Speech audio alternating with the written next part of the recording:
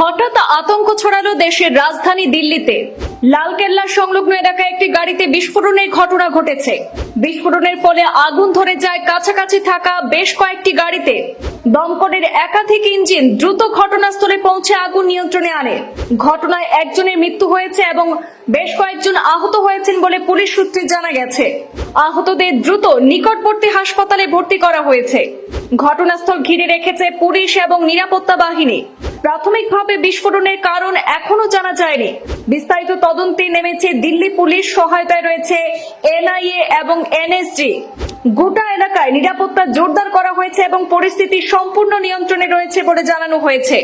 সংবাদ মাধ্যম সূত্রে খবর যে দিল্লির লালকেল্লা মেট্রোর 1 নম্বর গেটের পার্কিং এ দাঁড়িয়ে থাকা একটি গাড়িতে হঠাৎ শব্দ শুনে আগুনের ঘটনা ঘটে। সেখানে বিস্ফোরণের ফলে অগ্নিকাণ্ডের ঘটনা সংঘটিত হয়েছে। সেই আগুন মুহূর্তের মধ্যে আরো বেশ কয়েকটি গাড়িতে ছড়িয়ে পড়ে। অন্তত 8টি গাড়িতে আগুন ছড়িয়ে পড়ে। এই ঘটনায় এখনো পর্যন্ত 8 জনের আহত হওয়ার খবর মিলেছে। তাদের হাসপাতালে নিয়ে যাওয়া হয়েছে, তবে বেশ কয়েকজনের অবস্থা আশঙ্কাজনক বলেও জানা গেছে। কিভাবে এই বিস্ফোরণের ঘটনা ঘটলো তার তদন্ত শুরু করেছে পুলিশ। রাজধানীতে কঠোর সতর্কতা জারি করে সাইরেন বাজানো হচ্ছে।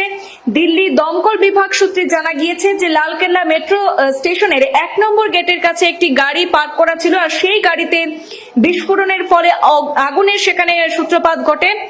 আগুনের লেলিহান শিখা বাড়তে থাকার পরে কাছাকাছি পার্ক করা আরো 7-8টি গাড়িতে সেই আগুন ছড়িয়ে পড়ে।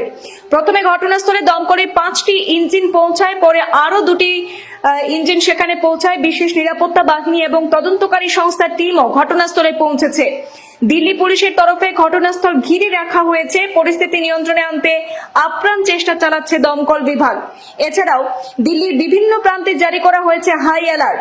স্থানীয়রা জানিয়েছেন লালকেল্লা এলাকাটি দিল্লির ব্যস্ততম এবং ঘন বসতিপূর্ণ এলাকাগুলির মধ্যে একটি, ফলে আতঙ্কের আবহ তৈরি হয়েছে এলাকা জুড়ে।